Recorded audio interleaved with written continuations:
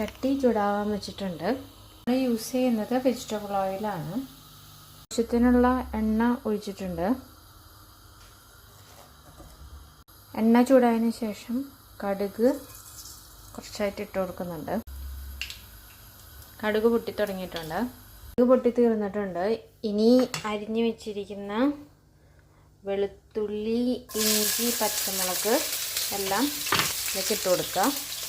ഇത് മൂത്ത് വന്നതിന് ശേഷം സബോള ഇടണേ. ഈ കുറച്ച് വെച്ചിട്ട് വേണം വെളുത്തുള്ളിയും ഇഞ്ചിയും പച്ചമുളകും ഇടാനായിട്ട്. മൂത്ത് വന്നിട്ടുണ്ട്. ഇനി സബോള ഇടാം. ഇട്ടതിന് ശേഷം കുറച്ച് ഉപ്പ് ഇട്ട് ഇളക്കണം. ശേഷം സവോള ഒന്ന് വാടി കഴിയുമ്പോൾ കുറച്ച് മഞ്ഞൾപ്പൊടി ഇട്ടിട്ട് ഇളക്കിയെടുക്കണേ. അതിനുശേഷം കുറച്ച് മുളക് പൊടി ആവശ്യത്തിന് എരിവിനനുസരിച്ച് ചേർക്കാം. ശേഷം അരിഞ്ഞു വെച്ചിരിക്കുന്ന ക്യാരറ്റും സ്പ്രിംഗ് ഓണിയനും ക്യാപ്സിക്കവും ഇതിനകത്തേക്ക് ചേർക്കാം. എന്നിട്ട് ഇളക്കിയെടുക്കാം. ഈ സമയത്ത് ആവശ്യത്തിനുള്ള ഉപ്പൊക്കെ ചേർക്കാം. എരിവുണ്ട് പാകത്തിന്. ഈ അരിഞ്ഞു വെച്ചിരിക്കുന്ന സാധനങ്ങളുടെ കണക്ക് നിങ്ങളുടെ കയ്യിലുള്ള പോലെ ചെയ്യാം. ക്യാരറ്റും ഞാനൊരു 5-6 ക്യാരറ്റ് എടുത്തിട്ടുണ്ട്.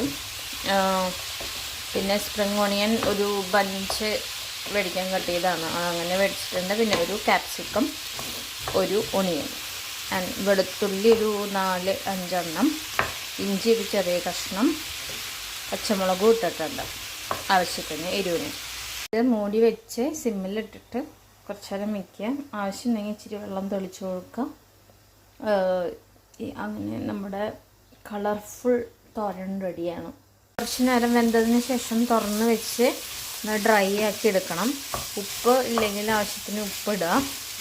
ഇച്ചിരി വെള്ളം ഉണ്ടായിരുന്നല്ലോ, അത് വറ്റണമല്ലോ. അപ്പോൾ ആണ് അതിൻ്റെ പരിവം. എരിവൊക്കെ ഉണ്ട് ആവശ്യത്തിന്. തേങ്ങയൊന്നും ഇട്ടിട്ടില്ല. വേണമെന്ന് വെച്ചാൽ നിങ്ങൾക്ക് തേങ്ങ ഇടാം. അല്ലെങ്കിൽ കുറച്ച് മുട്ട ചിക്കിപ്പൊഴിച്ചിട്ട് ഇതിനകത്തേക്ക് ഇട്ടാലും കുഴപ്പമില്ല. ഇതൊന്നും ടേസ്റ്റ് ഉണ്ടാവും. ഞാനിപ്പോൾ അതൊന്നും ഇടുന്നില്ല. അങ്ങനെ നമ്മുടെ തോരൻ റെഡി ആയിട്ടുണ്ട്.